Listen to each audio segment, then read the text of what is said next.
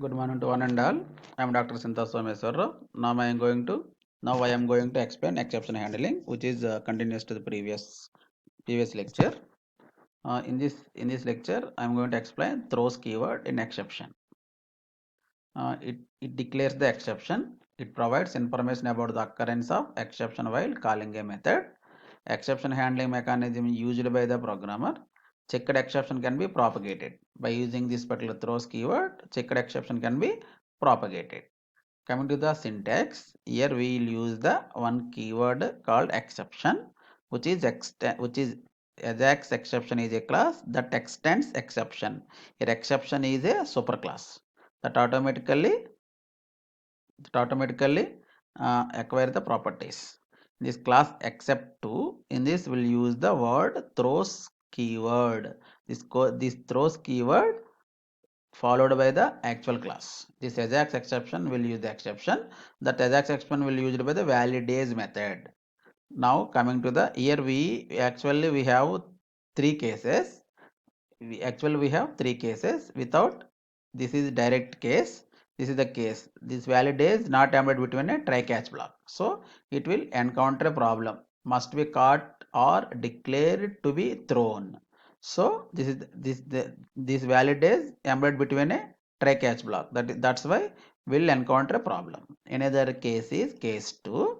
Here we have to we have to write between a valid is 12, Ajax exception is so and so. Here code after try catch.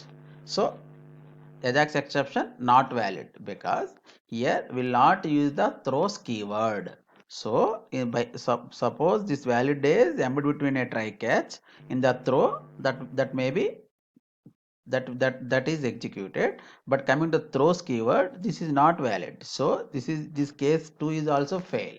Coming to the case 3, this is the actual case without this valid is not embedded between a try catch block. Instead of embedding between a try catch block, we will write the throws keyword for the public static void main. This throws keyword followed by the Ajax exception, because this Ajax exception is a class that extends a keyword called exception.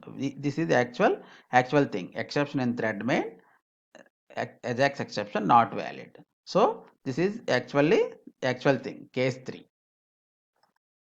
This is the case 3. Another is the case 4. Here we'll use again with the through no Ajax exception. This is another type of exception. Is for static void valid days. In this valid days, we'll use method called Ajax exception, as like arithmetic exception. Case 5. Here we'll use the another keyword called runtime exception. Why? Because this particular thing is actually occurs at runtime. So we'll use one keyword called runtime exception with extends.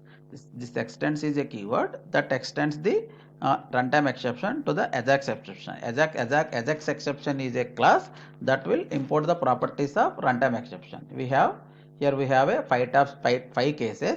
First one is the validates without embed between a try class. Second one is the embed between a try catch.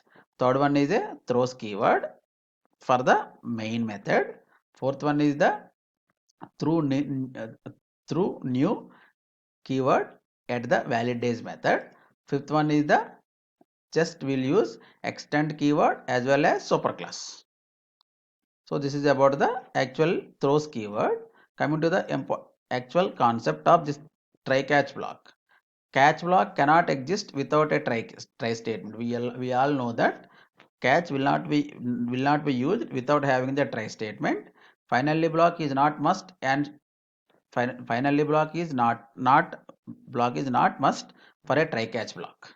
A try block cannot be present without either finally block or catch block. Try block directly will not use the try block without having the catch block and the finally block. There should be no code between the try catch finally block. No code between the, and that means try is one block, catch is another block, finally is some other block. Points to be remembered: all exceptions must be a child of throwable. If you want to write a checked exception, you need to extend the exception class.